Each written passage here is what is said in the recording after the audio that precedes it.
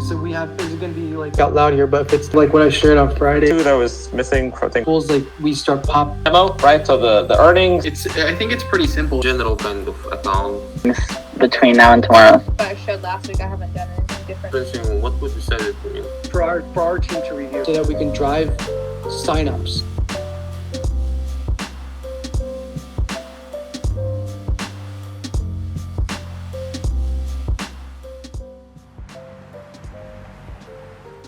And then even if that happens, the feedback loop would have to be done, not... Yeah, we're in a place now where I feel like, when we first started our first line of code, first wireframes, that was back towards the end of November, like early December. We're in towards the end of February now, so December, January, February.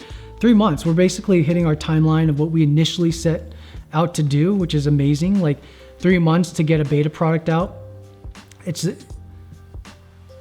Which now I'm thinking about it, I mean, it's crazy that we're 3 months later. Like when you set out to do something, like you don't know if that's like realistic or not realistic. But it's again, one of those things, I think, like power of intention and power of like just kind of attraction, putting things out there. And lo and behold, we're like literally 3 months later, we're about to go live next week with our beta version. Like that's fucking cool. But yeah, that's what happened, and that was the timeline. And literally, just thinking about it right now, it's the exact timeline. We're starting to make this transition over to the Leaderpro stuff that we kind of talked about, and for the most part, you, Eli, and Swati are going to be then using Leaderpro to service our clients. So we're going to try to walk through like what is feasible now, and what we can start testing and using the platform for in the next like week to 2 weeks. Today's meeting was how to start using Leaderpro, how to start blending it with what we're already doing.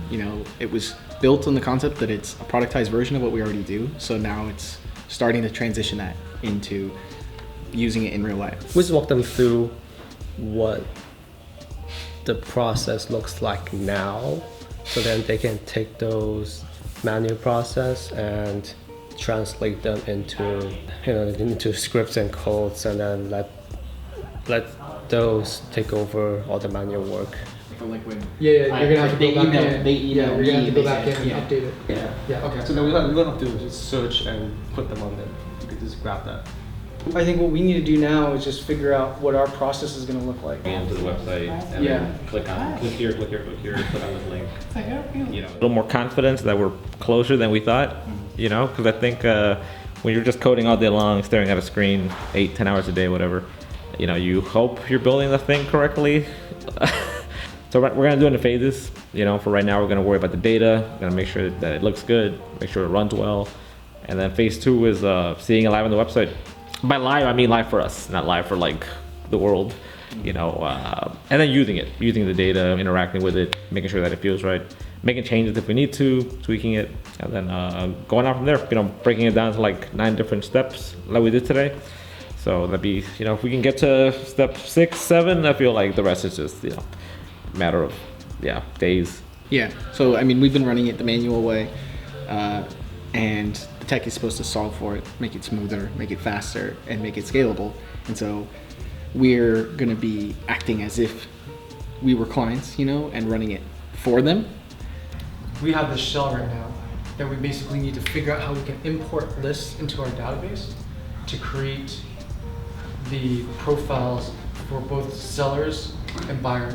The most critical part is the buyers. To see how like the web portion, the digital portion is gonna interact with like the real world portion, right? So like what Eli and John do versus like what the website can do, and then trying to find that that middle ground, the middle point, and adjusting accordingly. Because the point of the website too is to make it usable, user friendly. So whatever they need, I want to be able to like make sure the website can do it, right? And then more so, of course, because it's the website.